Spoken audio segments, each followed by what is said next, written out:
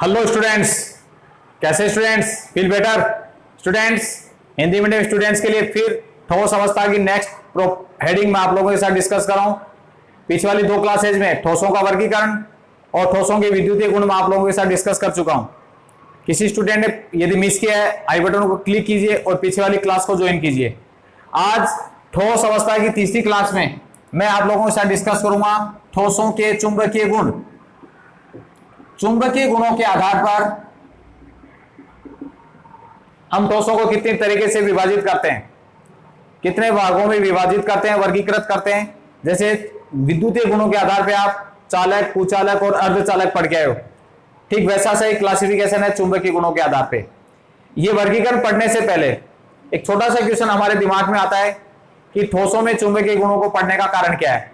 जैसे विद्युतीय गुणों के लिए आया था तो वहां पे हमारा आंसर था एमबीटी और चालकता परास के आधार पे। तो यहाँ पे चुंबकीय गुणों का जो कारण दिया जाता है वो कारण क्या है वो समझने का प्रयास कीजिए आप लोग, और मैं आपको समझाने की कोशिश करता हूं। शायद क्या बहुत अच्छे से समझ पाओगे।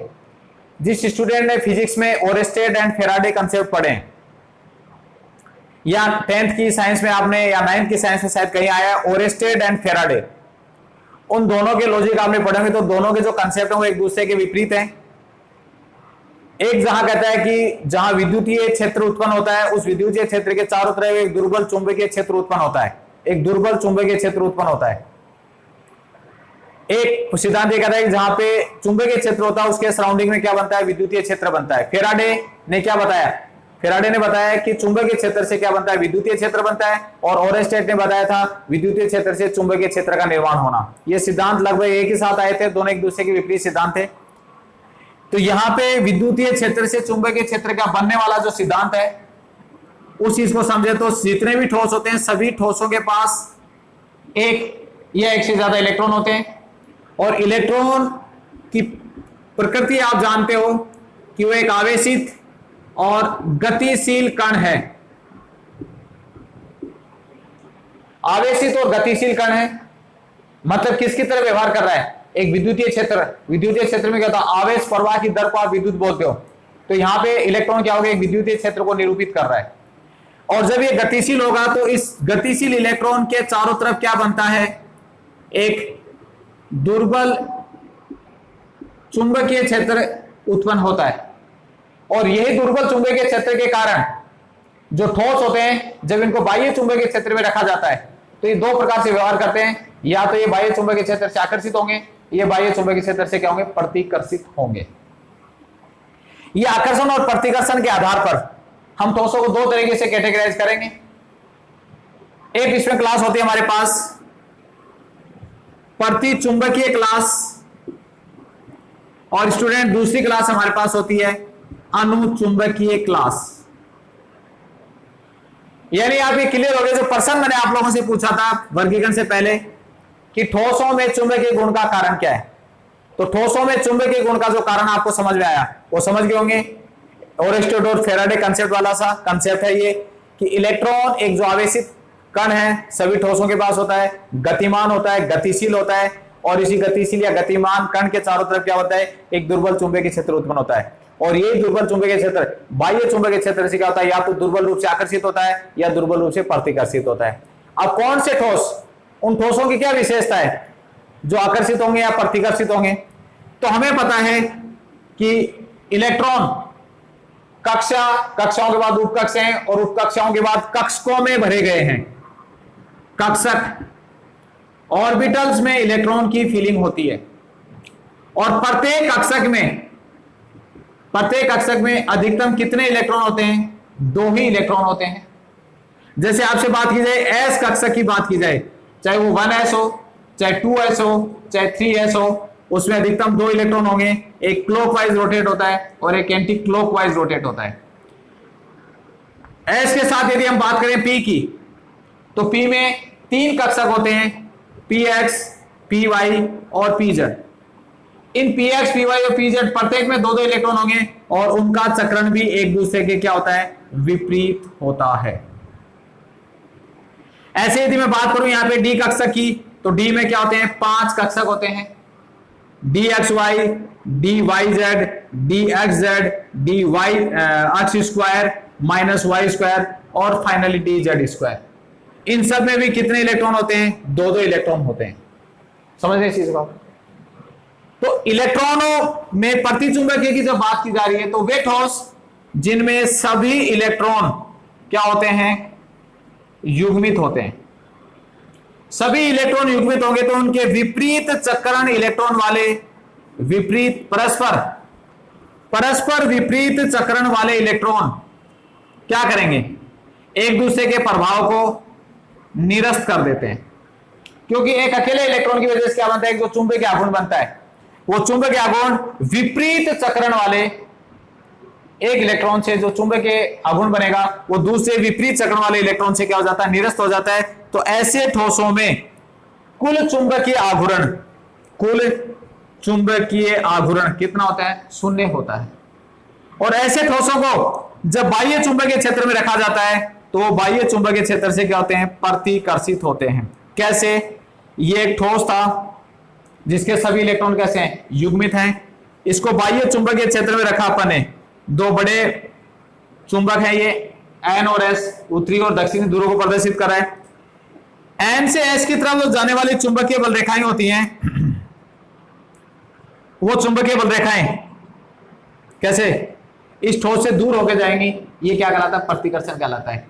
याद रखने का तरीका शायद आप इजीली प्रति से ये प्रतिकर्षण हो गया। और एक चीज याद रखना, सभी इलेक्ट्रॉन क्या होते हैं? इसमें युग्मित होते हैं। सिंपल सा एग्जांपल है। कोई भी आयन इसमें बता सकते हो आप लोग, जैसे Na+ आयन है। Na+ में क्या था? Na में क्या होता है? 2 8 1, लास्ट वाला इलेक्ट्रॉन 2 8 1, अंतिम इलेक्ट्रॉन निकाल दिया तो 2 8, सभी इलेक्ट्रॉन युग्मित। Zn की बात करें 30 होते हैं, या Zn2+ की बात करें तो भी क्या होते हैं? 28 होंगे, सभी इलेक्ट्रॉन युग्मित। तो ऐसे जो आयन जिनमें सभी इलेक्ट्रॉन क्या हो? युग्मित हो, इस हिसाब से वो क्या कहलाते हैं? प्रतिचुंबकीय कहलाते हैं। इसका विपरीत एक आता है अनुचुंबकीय। वे ठोस जिसमें एक या एक से अधिक क्या उपस्थित हो? अयुग्मित इलेक्ट्रॉन उपस्थित होते हैं। एक या एक से अधिक अयुग्मित इलेक्ट्रॉन उपस्थित हो तो उनके चुंबकीय आघूर्ण का कुछ ना कुछ मान जरूर होता है, शून्य नहीं होगा। यहां चुंबकीय आघूर्ण का मान शून्य हो जाता है, लेकिन यहां चुंबकीय आघूर्ण का मान शून्य नहीं हो पाएगा। चुंबकीय आघूर्ण का कुछ ना कुछ मान होता है। तो ऐसे जो पदार्थ होते हैं वो बाह्य चुंबकीय क्षेत्र से क्या होते हैं? आकर्षित होते हैं। ठीक है, जिनमें जैसे मैं बात करूं, जैसे Na+ लिख दिया, लेकिन मैंने यहाँ पे Na लिख दिया होता तो ये किसका एग्जाम्पल हो जाएगा? ये अनुचुंबकीय का एग्जाम्पल हो जाएगा। यहाँ पे मैंने Sc लिख दिया अनुचुंबकीय, लेकिन वहीं पे यदि Sc+3 होता तो ये क्या है? स्कैंडियम+3। देख लेना अब इसका इलेक्ट्रॉनिक विन्यास लिख के, इसमें सभी इलेक्ट्रॉन युग्मित आएंगे। और Sc स्कैंडियम 21 इलेक्ट्रॉन होते हैं तो 21 इलेक्ट्रॉन क्या है? अयुग्मित है। टाइटेनियम की बात करें तो अयुग्मित इलेक्ट्रॉन आ गया। और वहीं पे यदि टाइटेनियम +4 में चले जाओ आप तो क्या होते हैं? सभी इलेक्ट्रॉन युग्मित हो जाएंगे, आकर्षित होते हैं। कैसे आकर्षित होते हैं? जैसे ये एक ठोस हमारे पास रखा हुआ है, इस ठोस में ये क्या है? बाह्य चुंबकीय क्षेत्र हमने लगाया। इसमें से बल रेखाएं कहां से जाएंगी? बल रेखाएं इसमें से होकर पास होती हैं, चुंबकीय बल रेखाएं इसके अंदर से होकर जाएंगी। ये क्या कहलाता है?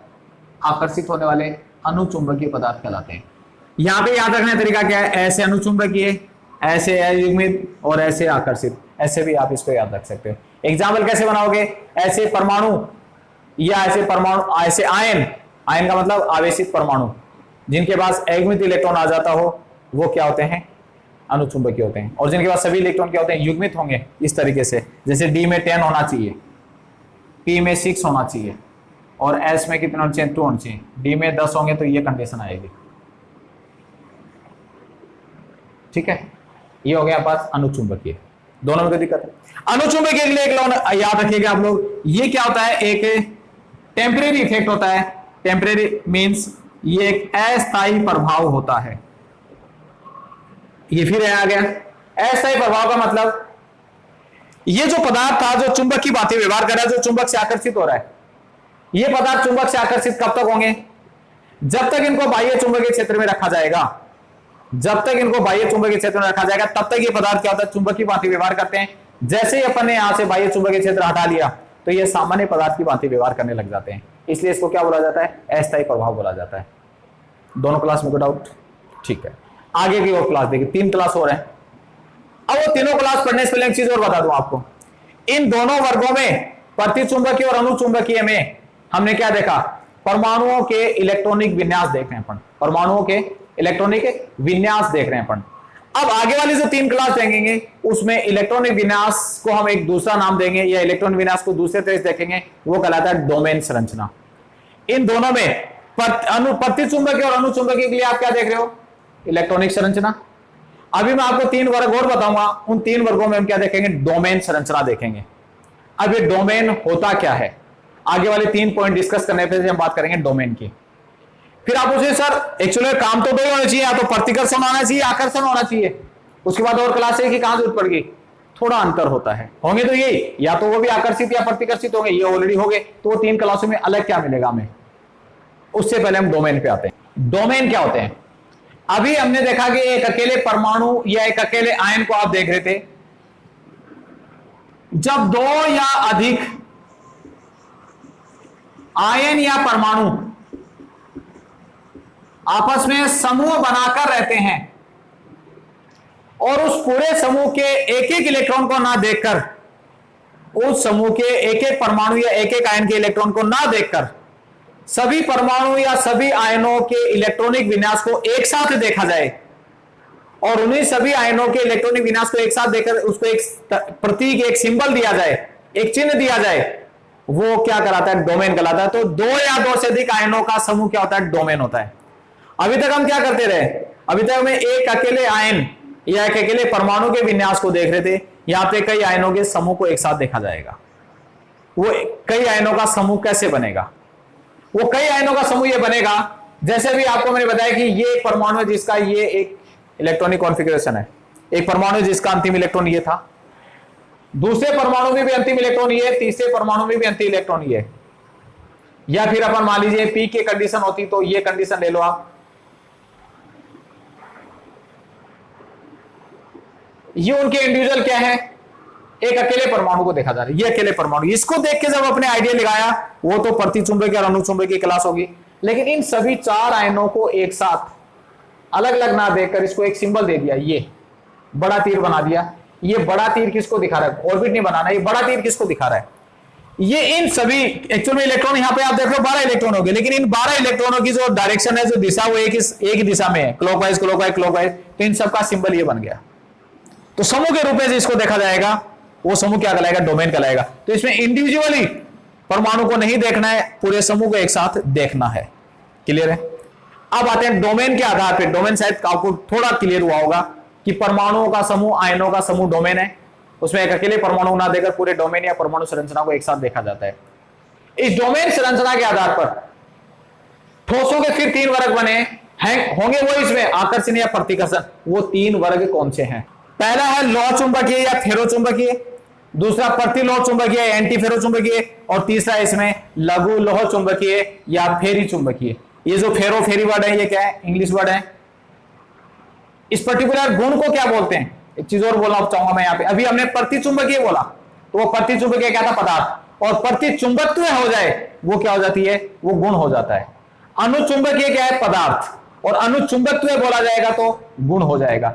तो वैसे इनके साथ ये किए आ रहा है, इसका मतलब पदार्थ है, और कुत्व लग गया, जैसे चुंबकत्व है, चुंबकत्व है, तो ये क्या हो जाता है, गुण हो जाता है। तो लोह चुंबकीय पदार्थों में क्या होता है, लोह चुंबकीय पदार्थों में क्या होता है, ये एक विशिष्ट प्रकार का अनुचुंबकत्व है, विशिष्ट प्रकार का अनुचुंबकत्व है। अनुचुंबकत्व अभी बता चुका मैं, क्या था, जो बाह्य चुंबकीय क्षेत्र से आकर्षित होता है, जिसमें एक या अधिक इलेक्ट्रॉन क्या होते हैं, युग्मित होते हैं। उसमें मेन पॉइंट क्या है, आकर्षण वाला है। तो ये भी एक विशिष्ट प्रकार का अनुचुंबकत्व है, मतलब बाह्य चुंबकीय क्षेत्र से ये भी क्या होते हैं, आकर्षित होते हैं। लेकिन आकर्षित कैसे होते हैं, परबल रूप से आकर्षित होते हैं।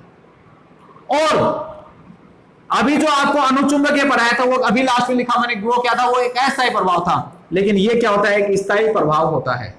स्थायी प्रभाव मतलब यदि हम किसी पदार्थ को एक बार बाह्य चुंबकीय क्षेत्र के संपर्क में रख दें, तो वो क्या बनाता है, एक बार बाह्य चुंबकीय क्षेत्र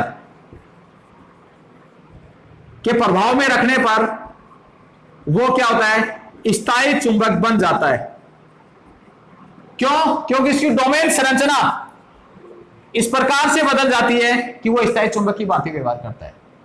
यानी इसमें डोमेनों का जो अभिविन्यास होता है वो पहले रेंडमली होता है, कैसे भी हो सकता है, left right, clockwise anti clockwise, लेकिन डोमेन का जो अभिविन्यास होता है एक बार बाह्य चुंबकीय क्षेत्र के संपर्क में रख देंगे तो डोमेन इस प्रकार से अभिविन्यासित हो जाते हैं, इस प्रकार से ओरिएंटेड हो जाते हैं कि वो स्थायी चुंबक बन जाता है। जैसे ये पहला डोमेन में बता चुका, ये एक अकेले इलेक्ट्रॉन को शो नहीं कर रही, ये परमाणु या आयनों के ग्रुप को शो कर रही है, 1 2 3 ऐसे करके जितने भी डोमेन होते हैं। हो सकता है इन डोमेन का अलाइनमेंट पहले कुछ और रहा हो, तो ये, लेकिन एक बार जैसे अपन इसको चुंबकीय क्षेत्र के बीच में रखा तो इन डोमेनों का अलाइनमेंट, डोमेन इस प्रकार से व्यवहार करने लग जाते हैं कि ये डोमेन एक ही दिशा में संरेखित हो गए, अभिविन्यासित हो गए, और इस संरेखण से क्या होगा, वो स्थायी चुंबकीय भांति व्यवहार करने लग जाते हैं। इसका एक स्टैंडर्ड एग्जांपल आपको ध्यान होगा, लगभग जितने भी लोहे की वस्तुएं होती हैं, आयरन जो होता है, आयरन में आपने देखा होगा जैसे इलेक्ट्रिक डिवाइस वगैरह होती हैं, उस इलेक्ट्रिक डिवाइस के जो स्क्रू वगैरह होते हैं वो स्क्रू पेचकस से चिपक जाते हैं। क्यों चिपक जाते हैं? स्क्रू भी किसका बना हुआ है? आयरन का, और पेचकस भी आयरन का बना, फिर भी वो आयरन एक दूसरे से चिपक के जाते हैं। उसका कारण होता है कि जो स्क्रू वगैरह होते हैं इलेक्ट्रॉनिक डिवाइस में, जो हम वो क्या होते हैं, लॉन्ग टाइम तक मैग्नेट के कांटेक्ट में रखे जाते हैं। लॉन्ग टाइम तक मैग्नेट के कांटेक्ट रखे तो इसमें चुंबकत्व का गुण आ जाता है, तो कैसा बन गया ये? स्थायी चुंबक बन जाएगा। आप घर में भी ये चीज जनरली देख सकते हो, आलपिन होती है, वो आलपिन एक दूसरे से चिपकी हुई रहती है, वो आलपिनों का एक दूसरे से चिपकना क्या है, वो लोह चुंबकीय को प्रदर्शित करता है। तो आयरन जो होता है वो क्या होता है, लोह चुंबकीय पदार्थ की भांति व्यवहार करता है। तो सामान्य अनुचुंबकीय और लोह चुंबकीय में क्या अंतर हुआ? वो क्या था? अस्थायी प्रभाव, और ये क्या? स्थायी प्रभाव। नंबर 2, वो इलेक्ट्रॉनिक संरचना के आधार पे था, ये किसके आधार पे? डोमेन संरचना के आधार पे। फिर आते हैं अपन प्रतिलोह चुंबकीय पे। प्रतिलोह चुंबकीय में क्या होगा? एंटी फेरो में क्या होता है? इसमें जो डोमेन होते हैं वो डोमेन की जो संख्या होती है, ध्यान रखना, वो डोमेन सम संख्या में होंगे। सम संख्या में जो डोमेन होंगे, और वो क्या होते हैं? एक दूसरे के समानांतर और प्रति समानांतर, और प्रति समानांतर एक दूसरे से अभिविन्यासित होते हैं, और एक दूसरे के इफेक्ट को क्या करते जाते हैं? निरस्त कर देते हैं, कैंसिल कर देते हैं।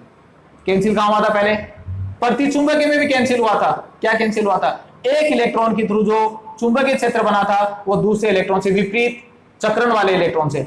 इसमें क्या होता है? इलेक्ट्रॉनों का चक्रण, इसमें डोमेन का चक्रण एक दूसरे के विपरीत होता है। तो ये भी क्या होता है? प्रतिचुंबकीय की भांति क्या होता है? बाह्य चुंबकीय क्षेत्र से क्या होता है? प्रबल रूप से क्या होता है? प्रतिकर्षित होता है। फिर आप पूछोगे सर प्रतिचुंबकीय में भी तो प्रतिकर्षण हुआ था, लेकिन प्रतिचुंबकीय में प्रतिकर्षण क्या था? इलेक्ट्रॉन का एक दूसरे के चक्रण विपरीत हुआ था। इसमें भी प्रतिकर्षण हो रहा है, लेकिन इसमें डोमेन एक दूसरे के समानांतर और प्रति समानांतर अरेंज रहेंगे और एक दूसरे के इफेक्ट को कैंसिल कर देते हैं। मैंने सम संख्या इसलिए बोली, जैसे ये डोमेन है, 6 होंगे, 8 होंगे या 10 होंगे, तभी तो एक दूसरे के इफेक्ट को कैंसिल कर पाए ना। तो फाइनली इसका जो टोटल चुंबकीय आघूर्ण होता है वो 0 बन जाता है। इसमें एग्जाम्पल की बात करें तो मैंगनीज के कुछ ऑक्साइड, जैसे मैंगनीज ऑक्साइड MnO या मैंगनीज डाइऑक्साइड MnO2O3, ऐसे मैंगनीज के जो जनरल ऑक्साइड्स होते हैं, जनरली मैंगनीज के जो ऑक्साइड है वो किसके एग्जाम्पल होते हैं? प्रतिलोह चुंबकीय एंटी फेरो सब्सटेंस के एग्जाम्पल होते हैं। और इस गुण को क्या कहते हैं? प्रतिलोह चुंबकत्व कहते हैं। गुण की बात आएगी तो चुंबकत्व लग जाएगा, और पदार्थ की बात आएगी तो चुंबकीय रहेगा। नेक्स्ट अपने पास लघु लोह चुंबकीय या फेरी चुंबकीय। इनमें क्या होता है कि इसमें डोमेन होंगे, लेकिन डोमेन विषम संख्या में होते हैं। अरेंज कैसे रहते हैं? एक दूसरे के समानांतर और प्रति समानांतर ही अरेंज रहेंगे। इसमें क्या था? सबके सब एक ही दिशा में अरेंज हो गए थे, एक ही दिशा में थे। और इसमें क्या थे? समानांतर और प्रति समानांतर। इसमें भी समानांतर और प्रति समानांतर। तो समानांतर और प्रति समानांतर हो गए, लेकिन विषम संख्या होने के बाद एक दूसरे के प्रभाव को पूर्णतः निरस्त नहीं कर पाए। संख्या क्या अलग होगी ना, तो पूर्णतः निरस्त या कैंसिल नहीं कर पाए। और पूर्णतः कैंसिलेशन नहीं होने के कारण इसमें चुंबकीय आघूर्ण का कुछ ना कुछ मान होगा, और चुंबकीय आघूर्ण का जो कुछ ना कुछ मान होगा तो ये क्या करेंगे? बाह्य चुंबकीय क्षेत्र से क्या होते हैं? दुर्बल रूप से आकर्षित होते हैं। एग्जाम्पल की बात करें तो इसमें Fe3O4 आयरन का ऑक्साइड, आयरन यहां पे भी था लेकिन ये प्योरली आयरन था, और ये क्या? आयरन ऑक्साइड है। कौन सा? ये आयरन सेकंड थर्ड ऑक्साइड है। आयरन सेकंड फॉर्म में भी है, थर्ड फॉर्म में भी है। आयरन सेकंड थर्ड ऑक्साइड हो गया। ये दुर्बल आकर्षित हो गए। सम और विषम का मतलब देखिए आप लोग, जैसे ये डोमेन है, ये इसके प्रभाव से क्या हो गया? कैंसिल हो गया। देन ये इसके प्रभाव से कैंसिल हो गया। देन विषम बोला ना मैंने, तो ये एक दूसरे के प्रभाव को कैंसिल, किसी को मालूम है ये इसको कर रहा है, ये इसको कर रहा है, लेकिन इसकी वजह से क्या होता है, कुछ चुंबकत्व रह जाता है। ये उल्टा देख लीजिए, ये इसको कैंसिल कर रहा है, ये इसको कैंसिल कर रहा है, तो इसकी वजह से क्या होता है, चुंबकत्व रह जाता है। तो ये क्लास होगी अपने पास लघु लो चुंबकीय। ये एग्जांपल भी पूछे जा सकते हैं और डायरेक्ट इस पे कमेंट की फॉर्म में भी आ सकता है। तो टोटल चुंबकीय गुणों के आधार पे दो क्लास हो गई वैसे तो, देखा एक आकर्षित करने वाली, एक प्रतिकर्षित करने वाली, लेकिन मेनली हमने क्लासेस बना दी यहाँ पे 5। 5 में से पहली 2 क्लास बनी किसके आधार पे, इलेक्ट्रॉनिक विन्यास के आधार पे, उसमें भी एक आकर्षित करने वाली, एक प्रतिकर्षित करने वाली, और लास्ट वाली 3 क्लास बना दी हमने डोमेन संरचना के आधार पे, उसमें 2 आकर्षित करने वाली, एक प्रतिकर्षित करने वाली। इस चीज को दोबारा एक बार आप वीडियो को दोबारा देखिएगा, कोई डाउट हो तो प्लीज कमेंट सेक्शन में आके आप मुझसे पूछिएगा, और यदि या फिर मेरे पर्सनल व्हाट्सएप नंबर पे आप ये प्रश्न कर सकते हो कि सर यहाँ पे मैं डोमेन नहीं समझ में आया, लोह चुंबकीय में और अनुचुंबकीय में क्या डिफरेंस हो। बेटा एक डिफरेंस बता दिया मैंने, 2 बता दिए मैंने, वहां अनुचुंबकीय में भी आकर्षण, यहाँ पे भी आकर्षण, लेकिन अनुचुंबकीय में क्या होता है, इलेक्ट्रॉनिक संरचना, और यहाँ पे क्या हो रही है, डोमेन संरचना। वो क्या होता है, अस्थायी प्रभाव, और ये क्या हो रहा है, स्थायी प्रभाव हो रहा है। Clear students? Okay, good luck.